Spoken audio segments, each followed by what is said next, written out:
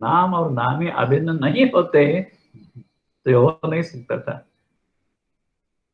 इसलिए अभिन्न है ही।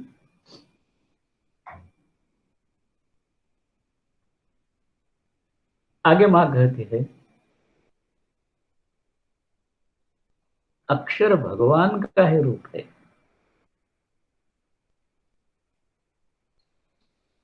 अब देखो, हम पहले जो देखा ना, माँ जो कहती है उसका है वैसा ही अर्थ लेने लगेंगे तो कुछ कठिनाइयां सामने आ जाती है। अक्षर भगवान का ही रूप है। समझो, हमने राम लिखा, कौन से भगवान का रूप है ये? ना किसी आदमी का है, ना किसी पशु का है, ना किसी पक्षी का है, किसका भी रूप नहीं है ये। तो अक्षर भगवान का ही रूप क्यों कर?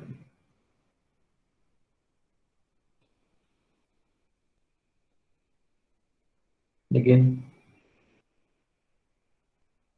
नाम जो है भगवान का, जैसा वाणी के द्वारा प्रकट होता है, उसी प्रकार यहाँ अक्षर रूप में प्रकट हो गया वही नाम। लेकिन अब वे अक्षर के रूप में प्रकट हो गए, लिपिबद्ध हो गए, शब्दों के तो अक्षरों के साथ उसे मिल गई। तो इससे अक्षर रूप में वही नाम प्रकट हो गया। अक्षर रूप में प्रकट हुआ इतना ही, लेकिन है तो नाम। अक्षर रूप में प्रकट हुआ इसीलिए ये राम है, उसके बदले वो हरि हो जाएगा नहीं, राम ही रहेगा। तो नाम ये जो है ना, अक्षर रूप में प्रकट हुआ है इतना ही, लेकिन है नाम ही तो ना। और ये नाम नामी से, भगवान से अभिन्न है, और इसीलिए ये उसका ही रूप है। अक्षर ही उसका ही रूप है। माँ जिन शब्दों का उपयोग करती है ना, उसमें तर्क दृष्टया हम कितने भी दोष निकालने की कोशिश करें, लेकिन अंत तो अगर तो मान्य करना पड़ता है, नहीं यही सत्य है, यही सत्य है।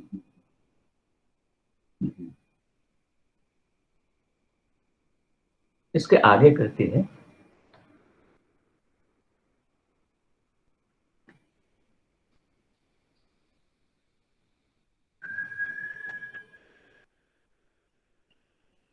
नाम करने से ही चैतन्य होता है। नाम करने से ही चैतन्य होता है। अब इसका अर्थ करना बड़ा मुश्किल है। क्या चैतन्य क्या होता है? जड़ क्या है? चेतना क्या है? ये कैसे उत्पन्न होते हैं? चेतना जोड़ है उसमें, अथवा जड़ कोई है ही नहीं, फिर चेतना उत्पन्न होती है, ये कैसे? ऐसे अनेक प्रकार की शंका कुशंका है। शंकाएं नहीं, मैं कुशंका ही कहूंगा इसको। अनेक प्रकार की कुशंकाएं प्रकट हमारे जैसे लोग करते रहते। कहते हैं अक्षर भगवान का रूप है, नाम करने से ही चैतन्य होता है। अब देखो, नाम करने से ही माने नाम का जप करने से। नाम करने से इसका मतलब नाम का जप करने से। और ये जो जप होगा, एक एक एक एक अक्षर, दो अक्षर, तीन अक्षर, जितने होंगे उतने, उसी का जप अपने में शुरू हो जाएगा। लेकिन ये जो जिसका जॉब कर रहा वो तो अक्षर ही है, शब्द है। और साथ ही साथ एक बात इसमें है, ये जॉब है उसका। ये जो जप है, नाम करने से ही चैतन्य होता है। नाम का जप, ये जप जो है, ये क्रिया क्या है? चाहे किसी भी पद्धति से परापश्चित्य मध्यमा वैखरी के द्वारा इसका प्रकाश होता है, आदि आदि इस प्रकार का भी कहेंगे, वो थोड़ा अलग विषय है।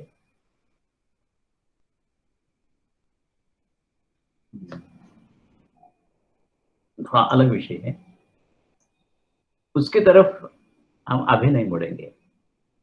लेकिन एक तो जप है, इतना तो निश्चित। और जप जो है, ये क्रिया क्या है? ऐसे उच्चारण करो, वैखरी से उच्चारण करो, मध्यमा से करो, अथवा पश्यंती से करो। परावाणी से तो उच्चार हो ही नहीं सकता है। लेकिन ये उच्चार हो रहे, इसका मतलब हमारे परिचय में ज्यादा से ज्यादा वैखरी और मध्यमा है। तो ये जब मैं उच्चारण करता हूं, ये एक प्रकार का आघात है। जैसे मैंने कहा, राम राम राम राम, तो मेरे अंतरंग में एक विशिष्ट प्रकार का आघात मैं करता। और शास्त्र दृष्टिया जब आघात होता है, तब न्यूटन का सिद्धांत ही है, action is equal to reaction, equal and opposite. आघात जितनी क्षमता का है, उतनी क्षमता का प्रत्याघात है, और वो उलट दिशा में है। ये जो चैतन्य होता है, शब्द है ना, इसके लिए ये सब हम देख रहे हैं। चैतन्य होता है जो क्या होता है, कैसे होता है?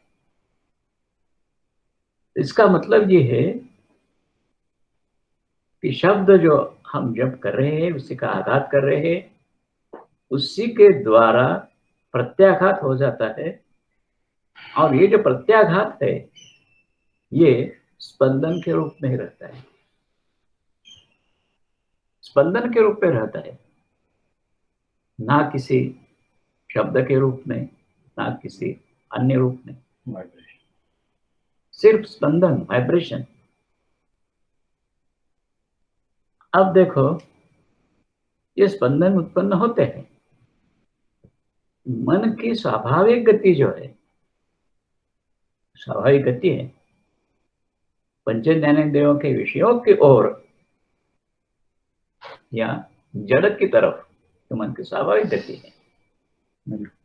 अब जब मन के ऊपर आघात होगा, तो उलट दिशा में प्रत्याघात हो जाएगा। तब ये विषयों की उलट दिशा से भगवान की तरफ जाने लगेगा। राम राम राम कहने से भगवान की तरफ जाने लगा। इसे मां कहते हैं चैतन्य होता है।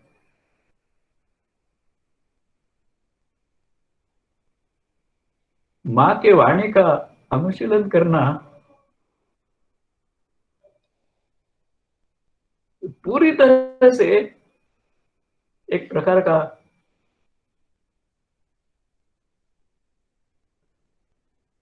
निर्विचार समाधि का अनुभव है। बस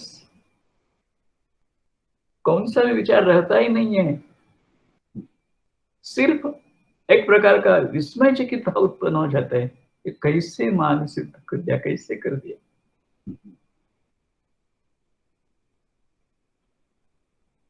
और ऐसी छिपी हुई बातें मां जो रखती है ना,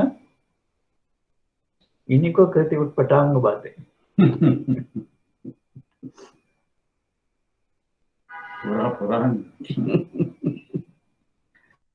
उटपटांग बात। तो इस दृष्टि से उटपटांग है ही कि किसी के समझ में नहीं आती है। इस दृष्टि से उटपटांग है ही। तो इस शब्द के लिए हमने सब देखा कि नाम करने से ही चैतन्य होता है। अब नाम करने से ही चैतन्य होता है, इसके लिए मां दृष्टांत जो देती है, जैसे बीज बोने से वृक्ष जन्मता है। बीज जड़ ही है, लेकिन विशिष्ट परिस्थिति अगर उत्पन्न हो जाए तो उसमें चैतन्य हो जाता है। वो जड़ नहीं रहता, वो अनेक टहनियां उसके हो जाएंगे, फल फूल लगेंगे, फिर उसके अनेक वृक्ष हो जाएंगे, ऐसा बढ़ता बढ़ता जाएगा ही। एक बीज से लाखों बीज उत्पन्न हो जाएंगे। यही तो चैतन्य है। जड़ का ये जो रूपांतर है, यही चैतन्य है।